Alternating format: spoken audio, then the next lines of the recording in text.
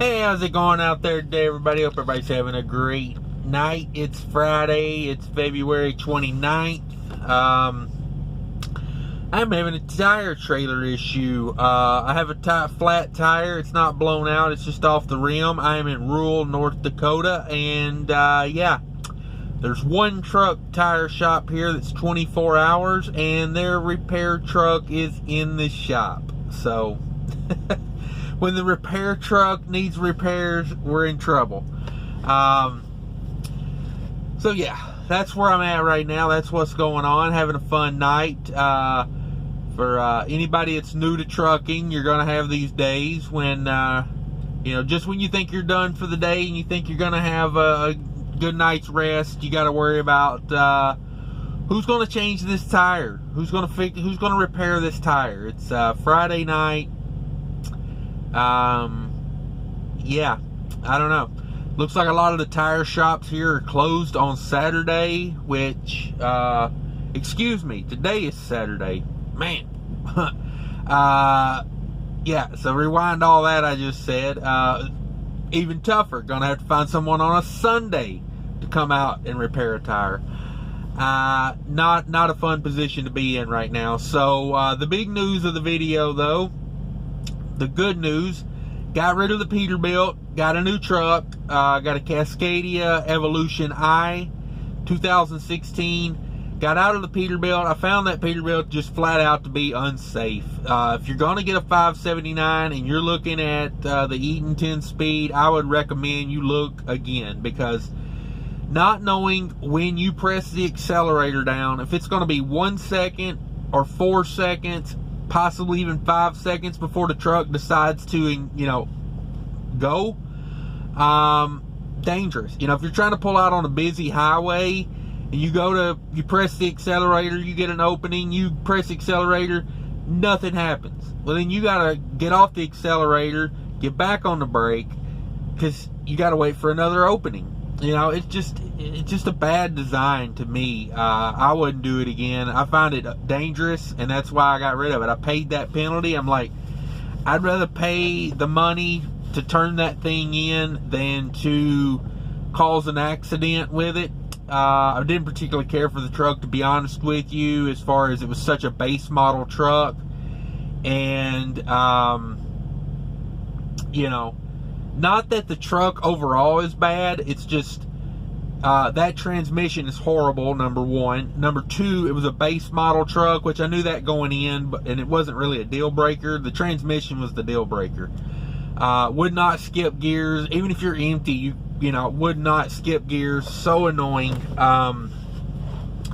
So yeah, just got rid of it. Said I don't need that in my life. It's an expensive deal anyway. You know, and by the time I would have got done with the year, I would have had about 400,000 miles on that truck, and for what they wanted, no, they could keep it. So anyway, it's been shopping trucks, got into this truck, really like this truck, as far as, you know, I like the DD15 and the DT12 transmission combo. You know, when one manufacturer makes the engine and the transmission, they seem to work better together. I used a Volvo truck the other day to go pick up a load, while this one was getting, you know, all the stickers and everything put on it, insurance being finalized, all that good stuff. Same way with that. Volvo engine, Volvo transmission works seamlessly together. So yeah, I don't know. Say what you will about Volvos, but it is a good engine transmission, like the way they work together. But anyway, back to this truck. I like this truck. It's a little bit more than a base model. It's got some extra gauges. It's got a few things. I believe it came from the Martin fleet, the M-A-R-T-N, that Martin. I believe it came out of their fleet. I'd have to see one of their trucks. You can kind of tell where they took the stickers off, but where the name was, they really did a good job scrubbing that off. So you can't really tell what it used to be. But yeah, you know, this truck has the gauge for the air suspension pressure, you know, to judge the weight by. I like that. Boost gauge. I don't see why they even make trucks without a boost gauge. To me, it's like, I don't know. that's your instant fuel readout. That's how you know how you're doing on fuel. If that boost gauge is up and down, you're probably not doing very good. But anyway, air release fifth wheel, the Peterbilt didn't have that. That really annoyed me on that truck because the fifth wheel had no extension. The release didn't. You had to get all the way up in there to get that thing pulled, and on a rainy day with the water coming down the side of the trailer, yeah, there's nothing like having cold water running down your neck, down your back, you know, while trying to release a trailer. So didn't care for that at all. This truck's got super singles, wide base tires, whatever you want to call them. I like them. I don't know. I've always had pretty good luck out of them. Traction wise, I really don't see much of a difference traction wise. I don't know. Some people say they do, some people don't. I don't know. To me, it's about the same. My big thing is with them, the negative on them to me is, you know, when you have a tire failure, it's a bigger deal sometimes. But who knows? That's kind of luck of the draw, really. You should be checking your tire pressures all the time anyway, so, you know, it kind of helps not have tire failures. But I don't know, I got a tire failure right now, so it's a trailer tire. I believe it's got a nail or something in it. Like I said, it didn't blow out. I got fuel about 180 miles ago. I noticed I was going to stop about 30 miles west of where I'm at right now. I'm heading to Montana, so I just noticed it looked funny in the mirror, so I pulled over here to check it, and yeah, it's off. The inside bead is off because I was just going to put some air in it to get to, you know, civilization, but it's not even got you know, the back beads off of it, and I couldn't get enough air pressure here to pop it back on. So this is where I'm at right now. We'll figure that out, but yeah, overall, I like the truck. One of the key features that I'm really digging, I don't know if anybody's ever had any experience with, it's called NavTech.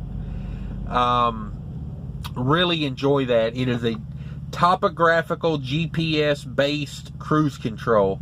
So what it does, you set your cruise control, for example, 65. Say you set it at 65. It does 4 miles over, 4 miles an hour under. Basically, when you come up to a hill, it'll kind of gain a little speed.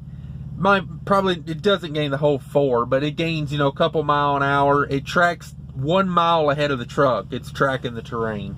And it knows how much you're hauling because the transmission, you know, adjusts to the weight. So it knows, you know, if you're heavy, you're light. So it gains a little speed going up the hill, then it loses that speed plus this, you know, a little bit more, like maybe down to like 62, 63. Right as you crest the hill, it kicks over into coast mode, and you gain your speed back coasting down the other side of the hill. Really impressed with it. That's how I drive a truck anyway when I don't use cruise control, so it's nice to have a cruise control that kind of simulates how I drive. You know, it keeps your boost levels down. Now, given if I'm climbing a mountain, I want my boost levels up. I want to, you know, I want to pull the mountain. But yeah, I got a super heavy load right now. I'll talk about that more here in a minute. It weighs 44,250 pounds on a reefer trailer. Talk more about that in a minute too.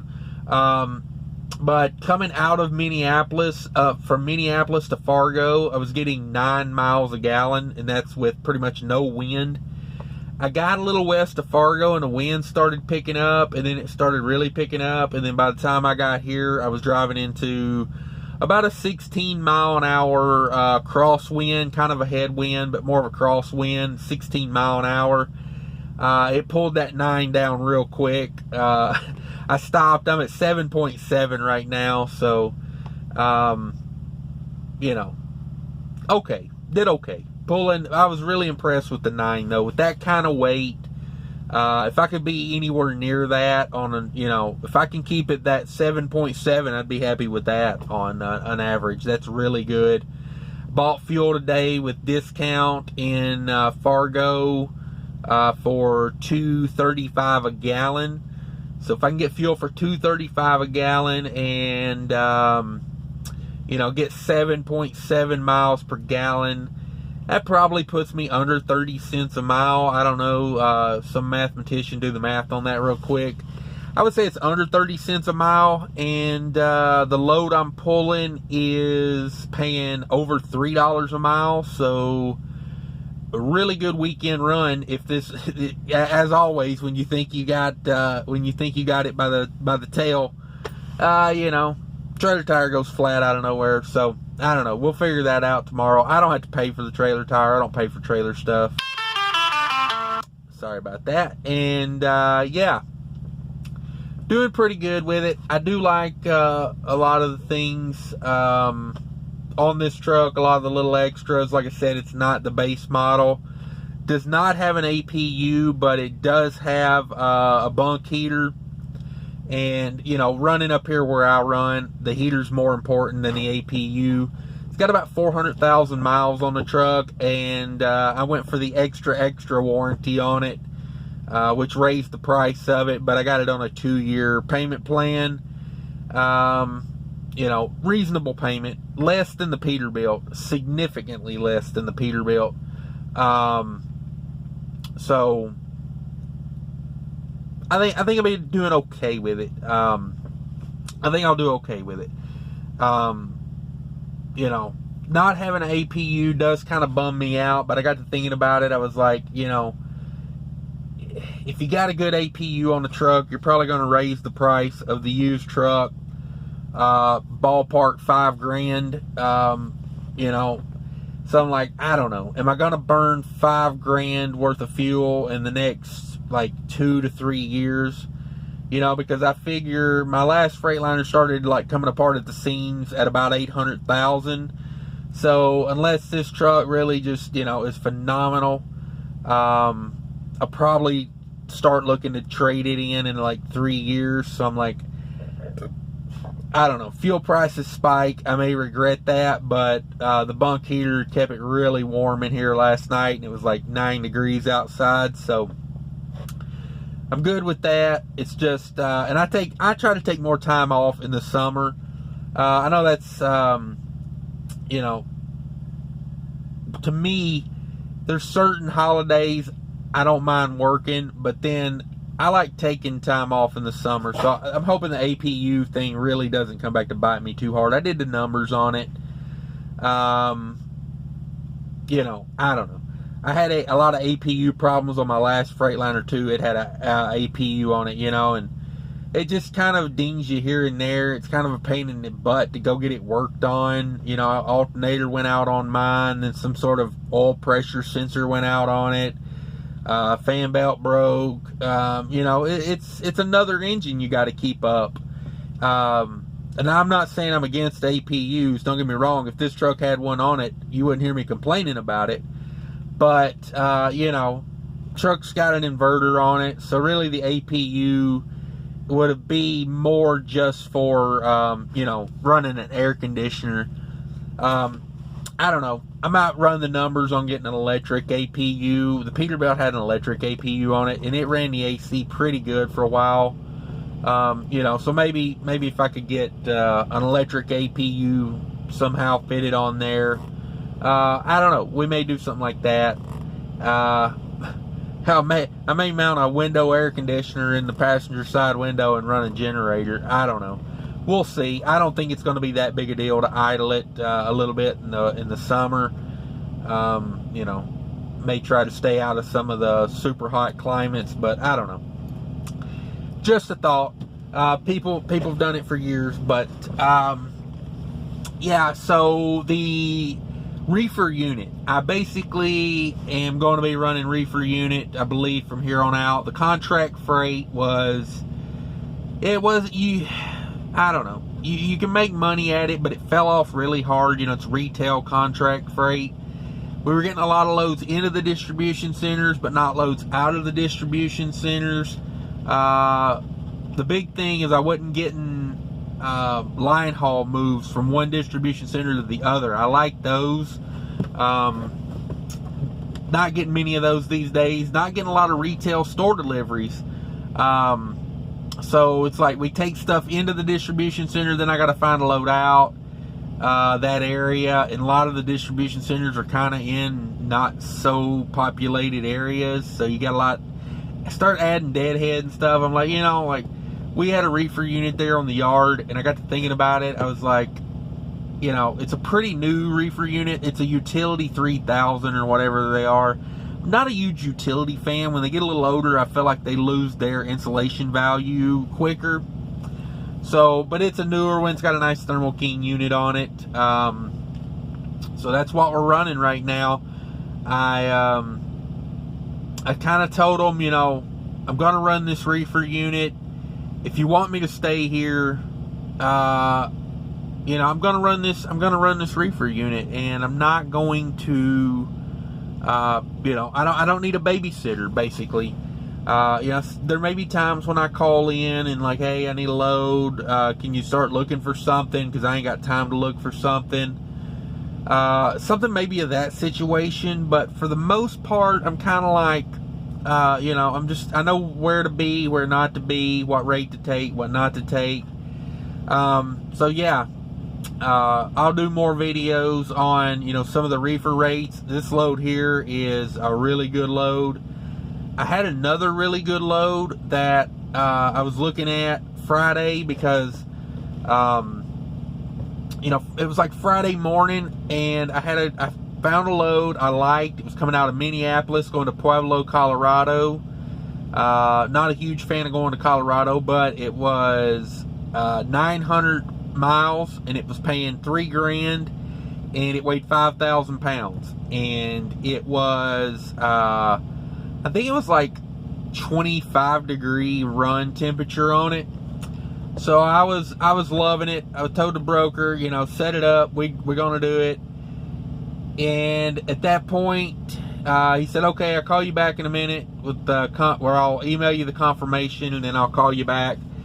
Never got the confirmation. Waited about 20 minutes, and then I realized, you know, he wasn't going to call me back. He was fishing.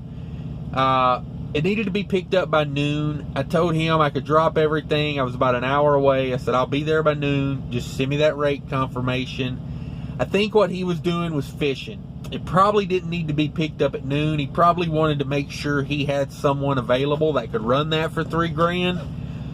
But he probably fished it and, you know, called around to see if he could get somebody else to haul it for like $2,500 or something. You know, it's extra $500 in his pocket, and I know brokers do that stuff all day, every day. I've had it done to me. Sorry, I've had it done to me many a times. So, you know, I was like, whatever. I told him. I said, and I even called and I left him a voicemail, and I told him when we were on the phone before, you know, if anything happens, I said, we're coming in to Friday afternoon. I want to get a weekend run, so don't just leave me hanging. Call me back if anything happens.